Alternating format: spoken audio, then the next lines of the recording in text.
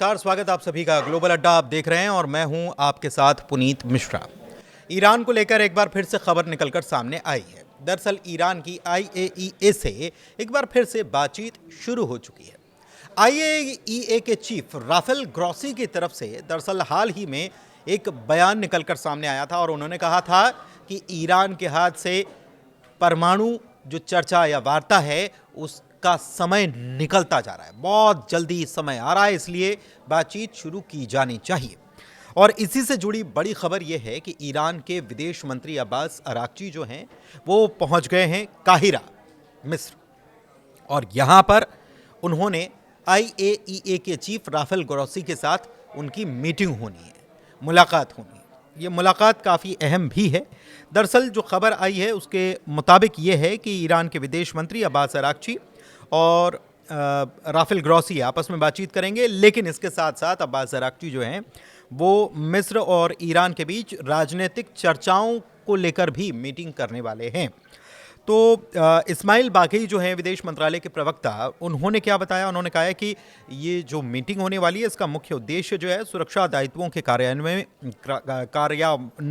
में ईरान और IAEA के सहयोग के लिए नए प्रोटोकॉल को, बातचीत को अंतिम रूप देना है। मतलब ये कि IAEA की तरफ से जो इंस्पेक्टर्स निगरानी करने का काम करते हैं, संसद में, ईरान की संसद में एक प्रस्ताव लाया गया और इसके बाद ईरान के राष्ट्रपति मसूद पेज़ेश्कियान ने उसके ऊपर दस्तखत कर दिए, जिसके बाद IAEA के इंस्पेक्टर्स को जो मदद या जिसे कहते हैं कि जो चीज़ें उपलब्ध कराई जाती थी इसके पहले ईरान की तरफ से, वो उपलब्ध करानी बंद कर दी गई। और इसके बाद केवल एक बूशहर का परमाणु संयंत्र जो है वहाँ पर ही IAEA के इंस्पेक्टर्स दौरा कर सकते थे। इसके बाद IAEA ने ये कहा कि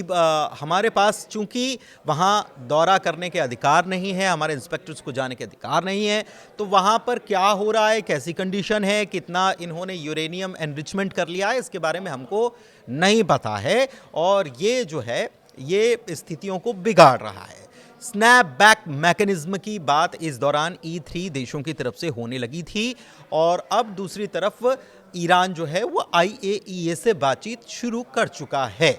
और ये मीटिंग हो रही है। जैसा कि हमने आपको बताया कि काहिरा में ये मीटिंग हो रही है और ये जो प्लानिंग है या रूपरेखा जो है ये अब बिल्कुल आखिरी फेज़ में चल रही है, ये कहा गया है इस्माइल बाघई की तरफ से, जो प्रवक्ता हैं ईरान के। दरअसल ये बैठक ऐसे वक्त में हो रही है जब IAEA बोर्ड ऑफ गवर्नर्स की वियना में बैठक चल रही है। मतलब एक बैठक इधर है, एक बैठक उधर चल रही है, तो एक बड़ा प्रेशर क्रिएट करने जैसी स्थिति ईरान के ऊपर बन रही थी और ईरान भी बातचीत के लिए तैयार हुआ। ग्रॉसी ने ईरानी परमाणु स्थलों का निरीक्षण फिर से शुरू करने की ज़रूरत पर जोर बीते दिनों भी दिया, जिसका जिक्र मैंने आपसे किया है। आपको मालूम ही है कि जून में जब ईरान के परमाणु ठिकानों के ऊपर अटैक हुआ था, US ने किया था और इजराइल की तरफ से किया गया था और उसके बाद सहयोग जो है, जो सहयोग दिया जाता, IAEA को सहयोग दिया जाता है, उसे सस्पेंड कर दिया गया था। लेकिन अब ऐसा लग रहा है कि IAEA को फिर से सहयोग शायद शुरू करने जैसी चीज़ें हो सकती हैं, क्योंकि इसी को लेकर ये मीटिंग होने वाली है। एक चीज़ और है कि काहिरा जो ये दौरा है अब्बास अराक्ची का, विदेश मंत्री का, इस दौरान मिस्र के राष्ट्रपति जो हैं अब्देल फतेह अल सीसी, उनसे भी मुलाकात सीधे तौर पर वो करने वाले हैं और दोनों मुल्कों के बीच राजनीतिक बातचीत का एक नया दौर शुरू हो जाए, इसके लिए यहाँ पर कोशिशें हो रही हैं। तो बातचीत चल रही है और IAEA और ईरान के विदेश मंत्री अब्बास अराक्ची अगर बातचीत कर रहे हैं तो बहुत जल्द इसको लेकर कोई बड़ी खबर निकलकर सामने आ सकती है,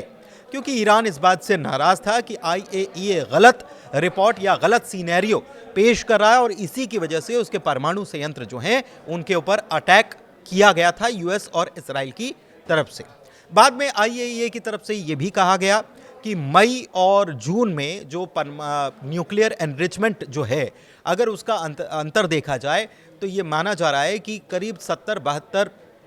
पाउंड्स यूरेनियम